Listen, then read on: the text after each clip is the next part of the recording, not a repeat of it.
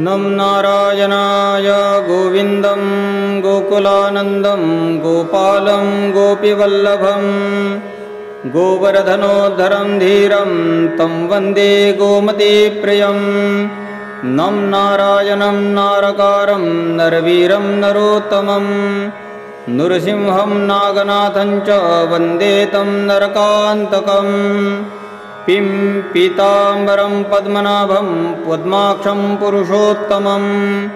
पवित्रं परमानन्दं तं वन्दे परमेश्वरं।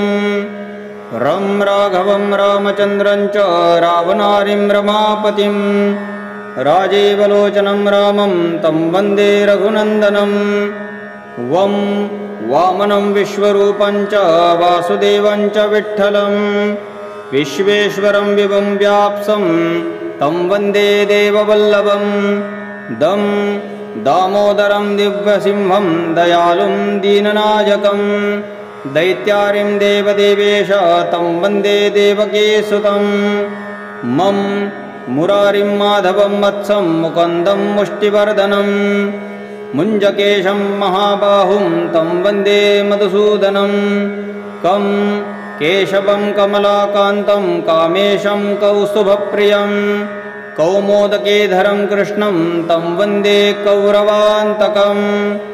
भं भूधरं भुवनानन्दं भूतेशं भूतनायकं भावनेकं भुजङ्गेशं तं वन्दे भवनाशनं। जं जनार्दनं जगन्नाथं जनाज्जाटाद्विनाशकं जमदग्निं परं ज्योतिस्त्वं वन्दे जलशायिनं। चं चतुर्भुजं चिदानन्दं मल्लवार्चुरमर्दनं चराचरगुरुं वन्दे तं वन्दे चक्रपाणिनं। शरं श्रियकरं श्रियोनाथं श्रीधरं श्रीवरप्रदं श्रीवत्सलं धरं सौम्यं तं वन्दे श्रीसुरेश्वरं। यं योगेश्वरं यज्ञपतिं यशोदानन्ददायकं यमुनाजलकल्लोलं तं वन्दे यमुनायकं। सं शालिग्रामशीलशुद्धं शङ्खचक्रोपशोभितं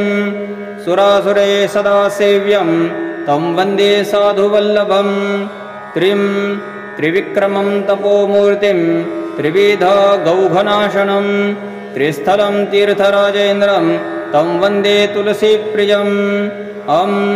अनन्तमादिपुरुषम् अच्युतं वरपुरुषप्रदम् आनन्दं सदानन्दं तं वन्दे चाघनाशनं। लं लीलया धृतभूभारं लोकसत्त्वेकवन्दितं लोकेश्वरं श्रीकान्तं तं वन्दे लक्ष्मणप्रियं। हं हरिं च हरिणाक्षाक्षं हरिनाथं हरप्रियं हलायुधसहायन्तं तं वन्दे हनुमत्प्रियं। हं हरिनामकृतमाला पवित्रा पापनाशिनी बलिराजेन्द्रचोक्ता कण्ठोद्धार्या प्रयत्नतः ॐ नम इति। नम नारायणाय गोविन्दं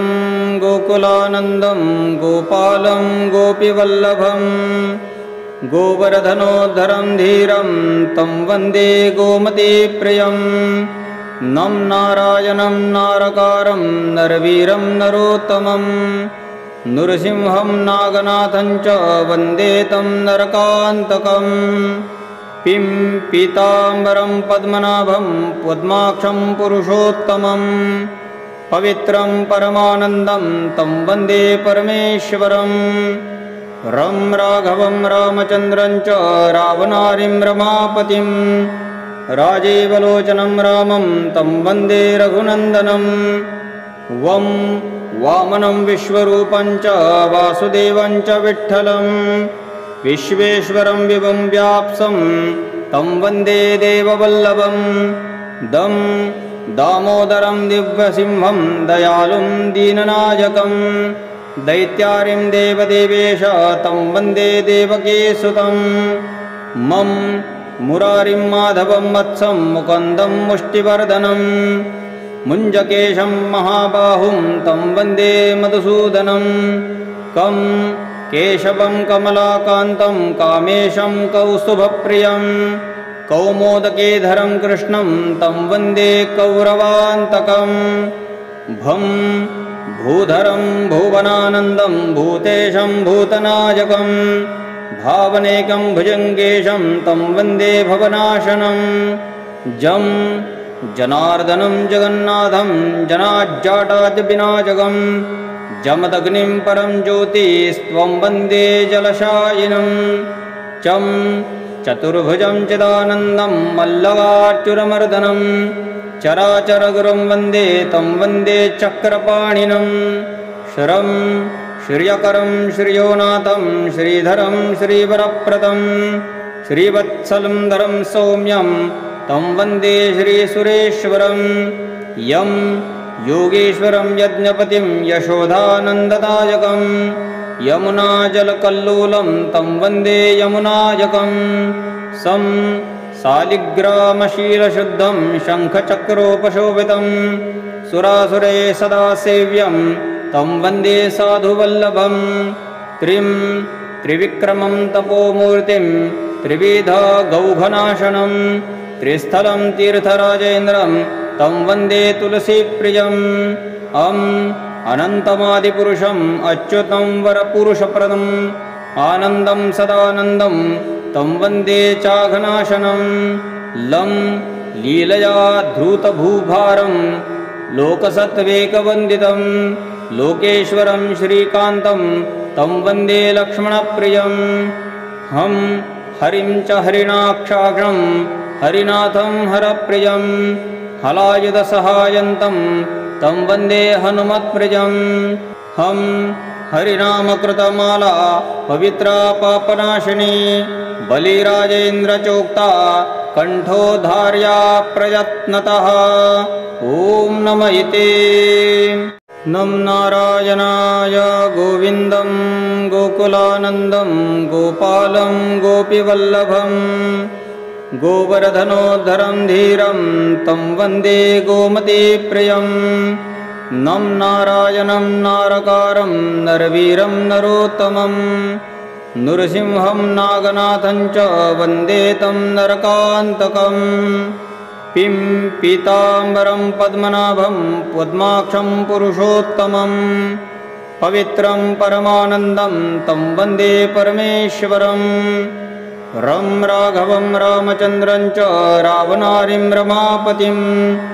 राजीवलोचनं रामं तं वन्दे रघुनन्दनं वं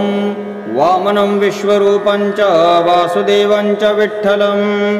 विश्वेश्वरं विभुं व्याप्सं तं वन्दे देववल्लभं दं दामोदरं दिव्यसिंहं दयालुं दीननायकं दैत्यारिं देवदेवेश तं वन्दे देवकीसुतं मं मुरारिं माधवं वत्सं मुकुन्दं मुष्टिवर्धनं मुञ्जकेशं महाबाहुं तं वन्दे मधुसूदनं कं केशवं कमलाकान्तं कामेशं कौस्तुभप्रियं कौमोदकेधरं कृष्णं तं वन्दे कौरवान्तकं भं भूधरं भुवनानन्दं भूतेशं भूतनायकं भावनेकं भुजङ्गेशं तं वन्दे भवनाशनं जं जनार्दनं जगन्नाथं जनाज्जाटाद्विनाशकं जमदग्निं परं ज्योतिस्त्वं वन्दे जलशायिनं चं चतुर्भुजं चिदानन्दं मल्लवार्चुरमर्दनं चराचरगुरुं वन्दे तं वन्दे चक्रपाणिनं शरं श्रियकरं श्रियोनाथं श्रीधरं श्रीवरप्रदं श्रीवत्सलं धरं सौम्यं तं वन्दे श्रीसुरेश्वरं यं योगेश्वरं यज्ञपतिं यशोधानन्ददायकं यमुनाजलकल्लोलं तं वन्दे यमुनायकं सं शालिग्रामशीलशुद्धं शङ्खचक्रोपशोभितं सुरासुरे सदा सेव्यं तं वन्दे साधुवल्लभं त्रिविक्रमं तपोमूर्तिं त्रिविधगौघनाशनं त्रिस्थलं तीर्थराजेन्द्रं तं वन्दे तुलसीप्रियम् अनन्तमादिपुरुषम् अच्युतं वरपुरुषप्रदम् आनन्दं सदानन्दं तं वन्दे चाघनाशनं लं लीलया धृतभूभारं लोकसत्त्वेकवन्दितं लोकेश्वरं श्रीकान्तं तं वन्दे लक्ष्मणप्रियं हं हरिं च हरिणाक्षाग्रं हरिनाथं हरप्रियं हलायुधसहायन्तं तं वन्दे हनुमत्प्रियं हं हरिनामकृतमाला पवित्रा पापनाशिनी बलिराजेन्द्रचोक्ता कण्ठोद्धार्या प्रयत्नतः ॐ नम इति नं नारायणाय गोविन्दं गोकुलानन्दं गोपालं गोपीवल्लभं गोवर्धनोद्धरं धीरं तं वन्दे गोमतीप्रियं नं नारायणं नारकारं नरवीरं नरोत्तमं नृसिंहं नागनाथं च वन्दे तं नरकान्तकं पीताम्बरं पद्मनाभं पद्माक्षं पुरुषोत्तमं पवित्रं परमानन्दं तं वन्दे परमेश्वरं रं राघवं रामचन्द्रं च रावणारिं रमापतिं राजीवलोचनं रामं तं वन्दे रघुनन्दनं वं वामनं विश्वरूपं च वासुदेवं च विठ्ठलं विश्वेश्वरं विभुं व्याप्सं तं वन्दे देववल्लभं दं दामोदरं दिव्यसिंहं दयालुं दीननायकं दैत्यारिं देवदेवेश तं वन्दे देवकीसुतं मम मुरारिं माधवं वत्सं मुकुन्दं मुष्टिवर्धनं मुञ्जकेशं महाबाहुं तं वन्दे मधुसूदनं कं केशवं कमलाकान्तं कामेशं कौस्तुभप्रियं कौमोदकेधरं कृष्णं तं वन्दे कौरवान्तकं भं भूधरं भुवनानन्दं भूतेशं भूतनायकं भावनेकं भुजङ्गेशं तं वन्दे भवनाशनं जं जनार्दनं जगन्नाथं जनाज्जाटाद्विनाशकं जमदग्निं परं ज्योतिस्त्वं वन्दे जलशायिनं चं चतुर्भुजं चिदानन्दं मल्लवार्चुरमर्दनं चराचरगुरुं वन्दे तं वन्दे चक्रपाणिनं शरं श्रियकरं श्रियोनाथं श्रीधरं श्रीवरप्रदं श्रीवत्सलं धरं सौम्यं तं वन्दे श्रीसुरेश्वरं यं योगेश्वरं यज्ञपतिं यशोदानन्ददायकं यमुनाजलकल्लोलं तं वन्दे यमुनायकं सं शालिग्रामशीलशुद्धं शङ्खचक्रोपशोभितं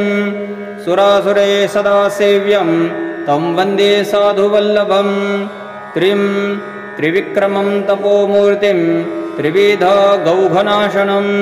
त्रिस्थलं तीर्थराजेन्द्रं तं वन्दे तुलसीप्रियम्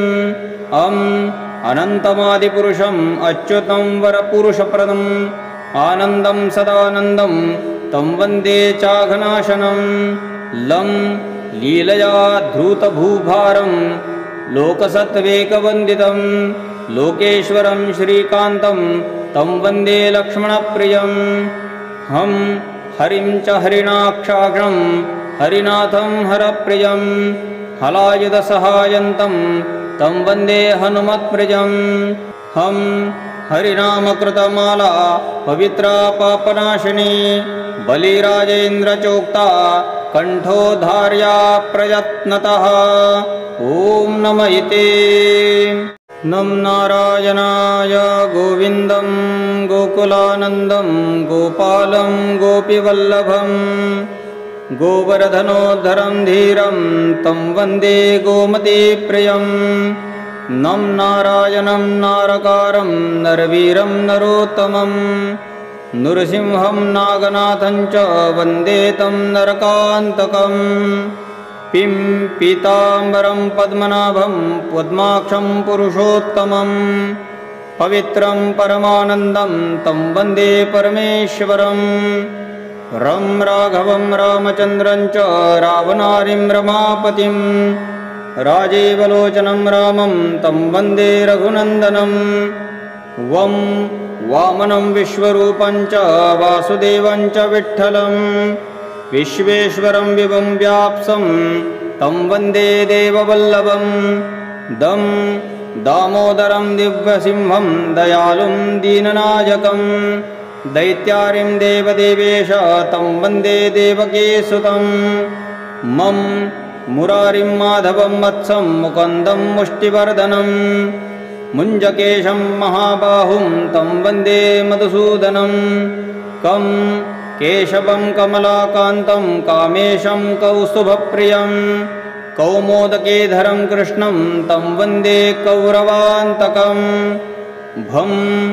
भूधरं भुवनानन्दं भूतेशं भूतनायकं भावनेकं भुजङ्गेशं तं वन्दे भवनाशनं जं जनार्दनं जगन्नाथं जनाज्जाटाद्विनाशकं जमदग्निं परं ज्योतिस्त्वं वन्दे जलशायिनं चं चतुर्भुजं चिदानन्दं मल्लवार्चुरमर्दनं चराचरगुरुं वन्दे तं वन्दे चक्रपाणिनं शरं श्रियकरं श्रियोनाथं श्रीधरं श्रीवरप्रदं श्रीवत्सलं धरं सौम्यं तं वन्दे श्रीसुरेश्वरं यं योगेश्वरं यज्ञपतिं यशोदानन्ददायकं यमुनाजलकल्लोलं तं वन्दे यमुनायकं सं शालिग्रामशीलशुद्धं शङ्खचक्रोपशोभितं सुरासुरे सदा सेव्यं तं वन्दे साधुवल्लभं त्रिविक्रमं तपोमूर्तिं त्रिविधगौघनाशनं त्रिस्थलं तीर्थराजेन्द्रं तं वन्दे तुलसीप्रियम् अनन्तमादिपुरुषम् अच्युतं वरपुरुषप्रदम् आनन्दं सदानन्दं तं वन्दे चाघनाशनं लं लीलया धृतभूभारं लोकसत्त्वेकवन्दितं लोकेश्वरं श्रीकान्तं तं वन्दे लक्ष्मणप्रियं हं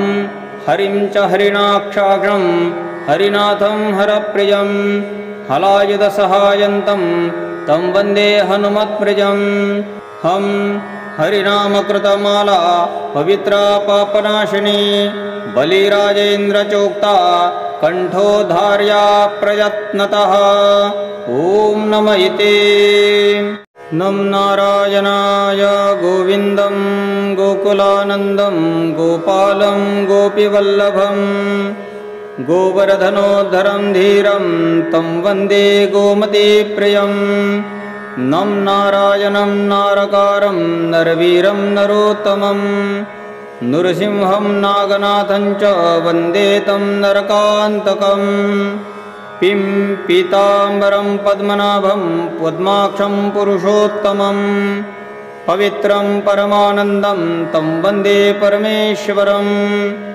रं राघवं रामचन्द्रं च रावणारिं रमापतिं राजीवलोचनं रामं तं वन्दे रघुनन्दनं वं वामनं विश्वरूपं च वासुदेवं च विठ्ठलं विश्वेश्वरं विभुं व्याप्सं तं वन्दे देववल्लभं दं दामोदरं दिव्यसिंहं दयालुं दीननायकं दैत्यारिं देवदेवेश तं वन्दे देवकीसुतं मम मुरारिं माधवं वत्सं मुकुन्दं मुष्टिवर्धनं मुञ्जकेशं महाबाहुं तं वन्दे मधुसूदनं कं केशवं कमलाकान्तं कामेशं कौस्तुभप्रियं कौमोदकेधरं कृष्णं तं वन्दे कौरवान्तकं भं भूधरं भुवनानन्दं भूतेशं भूतनायकं भावनेकं भुजङ्गेशं तं वन्दे भवनाशनं जं जनार्दनं जगन्नाथं जनाज्जाटाद्विनाशकं जमदग्निं परं ज्योतिस्त्वं वन्दे जलशायिनं चं चतुर्भुजं चिदानन्दं मल्लवार्चुरमर्दनं चराचरगुरुं वन्दे तं वन्दे चक्रपाणिनं शरं श्रियकरं श्रियोनाथं श्रीधरं श्रीवरप्रदं श्रीवत्सलं धरं सौम्यं तं वन्दे श्रीसुरेश्वरं यं योगेश्वरं यज्ञपतिं यशोधानन्ददायकं यमुनाजलकल्लोलं तं वन्दे यमुनायकं सं शालिग्रामशीलशुद्धं शङ्खचक्रोपशोभितं सुरासुरे सदा सेव्यं तं वन्दे साधुवल्लभं त्रिविक्रमं तपोमूर्तिं त्रिविधगौघनाशनं त्रिस्थलं तीर्थराजेन्द्रं तं वन्दे तुलसीप्रियम् अनन्तमादिपुरुषम् अच्युतं वरपुरुषप्रदम् आनन्दं सदानन्दं तं वन्दे चाघनाशनं लं लीलया धृतभूभारं लोकसत्त्वेकवन्दितं लोकेश्वरं श्रीकान्तं तं वन्दे लक्ष्मणप्रियं हरिं च हरिणाक्षाग्रं हरिनाथं हरप्रियं हलायुधसहायन्तं तं वन्दे हनुमत्प्रियं हरिनामकृतमाला पवित्रा पापनाशिनी बलिराजेन्द्रचोक्ता कण्ठोद्धार्या प्रयत्नतः ॐ नम इति नं नारायणाय गोविन्दं गोकुलानन्दं गोपालं गोपीवल्लभं गोवर्धनोद्धरं धीरं तं वन्दे गोमतीप्रियं नं नारायणं नारकारं नरवीरं नरोत्तमं नृसिंहं नागनाथं च वन्दे तं नरकान्तकम् पीताम्बरं पद्मनाभं पद्माक्षं पुरुषोत्तमं पवित्रं परमानन्दं तं वन्दे परमेश्वरं राघवं रामचन्द्रं च रावणारिं रमापतिं राजीवलोचनं रामं तं वन्दे रघुनन्दनं वामनं विश्वरूपं च वासुदेवं च विठ्ठलं विश्वेश्वरं विभुं व्याप्सं तं वन्दे देववल्लभं दामोदरं दिव्यसिंहं दयालुं दीननायकं दैत्यारिं देवदेवेश तं वन्दे देवकीसुतं मुरारिं माधवं वत्सं मुकुन्दं मुष्टिवर्धनं मुञ्जकेशं महाबाहुं तं वन्दे मधुसूदनं केशवं कमलाकान्तं कामेशं कौस्तुभप्रियं कौमोदकेधरं कृष्णं तं वन्दे कौरवान्तकं भूधरं भुवनानन्दं भूतेशं भूतनायकं भावनेकं भुजङ्गेशं तं वन्दे भवनाशनं जनार्दनं जगन्नाथं जनाज्जाटाद्विनाशकं जमदग्निं परं ज्योतिस्त्वं वन्दे जलशायिनं चतुर्भुजं चिदानन्दं मल्लवार्चुरमर्दनं चराचरगुरुं वन्दे तं वन्दे चक्रपाणिनं श्रियकरं श्रियोनाथं श्रीधरं श्रीवरप्रदं श्रीवत्सलं धरं सौम्यं तं वन्दे श्रीसुरेश्वरं यं योगेश्वरं यज्ञपतिं यशोधानन्ददायकं यमुनाजलकल्लोलं तं वन्दे यमुनायकं सं शालिग्रामशीलशुद्धं शङ्खचक्रोपशोभितं सुरासुरे सदा सेव्यं तं वन्दे साधुवल्लभं त्रिविक्रमं तपोमूर्तिं त्रिविधगौघनाशनं त्रिस्थलं तीर्थराजेन्द्रं तं वन्दे तुलसीप्रियम् अनन्तमादिपुरुषम् अच्युतं वरपुरुषप्रदम् आनन्दं सदानन्दं तं वन्दे चाघनाशनं लं लीलया धृतभूभारं लोकसत्त्वेकवन्दितं लोकेश्वरं श्रीकान्तं तं वन्दे लक्ष्मणप्रियं हरिं च हरिणाक्षाग्रं हरिनाथं हरप्रियं हलायुधसहायन्तं तं वन्दे हनुमत्प्रियं हरिनामकृतमाला पवित्रा पापनाशिनी बलिराजेन्द्रचोक्ता कण्ठोद्धार्या प्रयत्नतः ॐ नम इति नं नारायणाय गोविन्दं गोकुलानन्दं गोपालं गोपीवल्लभं गोवर्धनोद्धरं धीरं तं वन्दे गोमतीप्रियं नं नारायणं नारकारं नरवीरं नरोत्तमं नृसिंहं नागनाथं च वन्दे तं नरकान्तकम् पीताम्बरं पद्मनाभं पद्माक्षं पुरुषोत्तमं पवित्रं परमानन्दं तं वन्दे परमेश्वरं रं राघवं रामचन्द्रं च रावणारिं रमापतिं राजीवलोचनं रामं तं वन्दे रघुनन्दनं वं वामनं विश्वरूपं च वासुदेवं च विठ्ठलं विश्वेश्वरं विभुं व्याप्तं तं वन्दे देववल्लभं दं दामोदरं दिव्यसिंहं दयालुं दीननायकं दैत्यारिं देवदेवेश तं वन्दे देवकीसुतं मं मुरारिं माधवं वत्सं मुकुन्दं मुष्टिवर्धनं मुञ्जकेशं महाबाहुं तं वन्दे मधुसूदनं कं केशवं कमलाकान्तं कामेशं कौस्तुभप्रियं कौमोदकेधरं कृष्णं तं वन्दे कौरवान्तकं भं भूधरं भुवनानन्दं भूतेशं भूतनायकं भावनेकं भुजङ्गेशं तं वन्दे भवनाशनं जं जनार्दनं जगन्नाथं जनाज्जाटाद्विनाशकं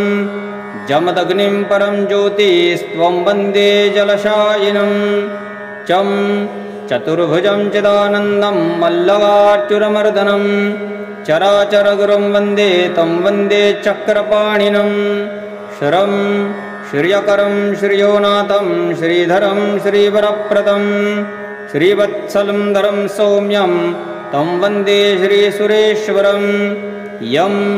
योगेश्वरं यज्ञपतिं यशोदानन्ददायकं यमुनाजलकल्लोलं तं वन्दे यमुनायकं सं शालिग्रामशीलशुद्धं शङ्खचक्रोपशोभितं सुरासुरे सदा सेव्यं तं वन्दे साधुवल्लभं त्रिविक्रमं तपोमूर्तिं त्रिविधगौघनाशनं त्रिस्थलं तीर्थराजेन्द्रं तं वन्दे तुलसीप्रियम् अनन्तमादिपुरुषम् अच्युतं वरपुरुषप्रदम् आनन्दं सदानन्दं तं वन्दे चाघनाशनं लं लीलया धृतभूभारं लोकसत्त्वेकवन्दितं लोकेश्वरं श्रीकान्तं तं वन्दे लक्ष्मणप्रियं हं हरिं च हरिणाक्षाक्षं हरिनाथं हरप्रियं हलायुधसहायन्तं तं वन्दे हनुमत्प्रियं हं हरिनामकृतमाला पवित्रा पापनाशिनी बलिराजेन्द्रचोक्ता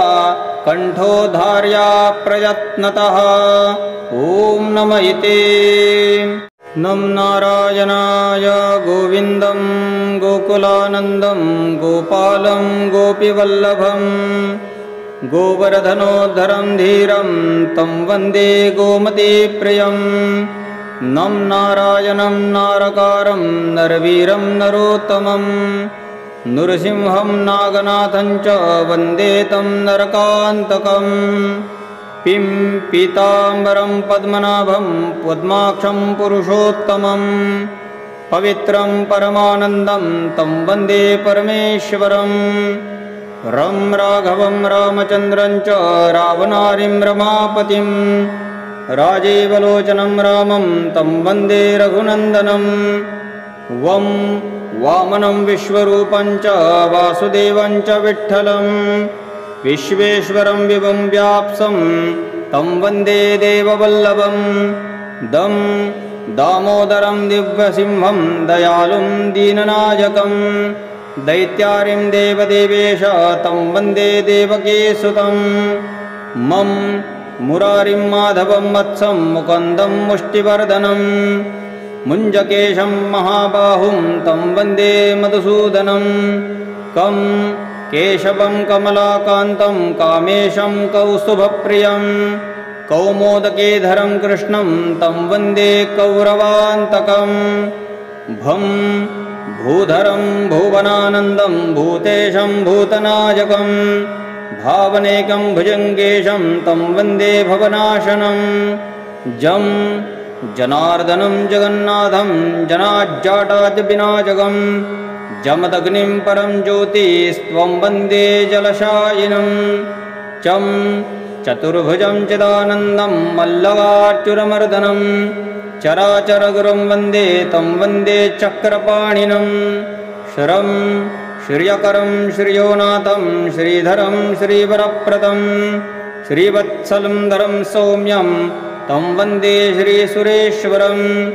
यं योगेश्वरं यज्ञपतिं यशोधानन्ददायकं यमुनाजलकल्लोलं तं वन्दे यमुनायकं सं शालिग्रामशीलशुद्धं शङ्खचक्रोपशोभितं सुरासुरे सदा सेव्यं तं वन्दे साधुवल्लभं त्रिविक्रमं तपोमूर्तिं त्रिविधगौघनाशनं त्रिस्थलं तीर्थराजेन्द्रं तं वन्दे तुलसीप्रियम् अनन्तमादिपुरुषम् अच्युतं वरपुरुषप्रदम् आनन्दं सदानन्दं तं वन्दे चाघनाशनं लं लीलया धृतभूभारं लोकसत्त्वेकवन्दितं लोकेश्वरं श्रीकान्तं तं वन्दे लक्ष्मणप्रियं हं हरिं च हरिणाक्षाघ्नं हरिनाथं हरप्रियं हलायुधसहायन्तं तं वन्दे हनुमत्प्रियं हं हरिनामकृतमाला पवित्रा पापनाशिनी बलिराजेन्द्रचोक्ता कण्ठोद्धार्या प्रयत्नतः ॐ नमः इति।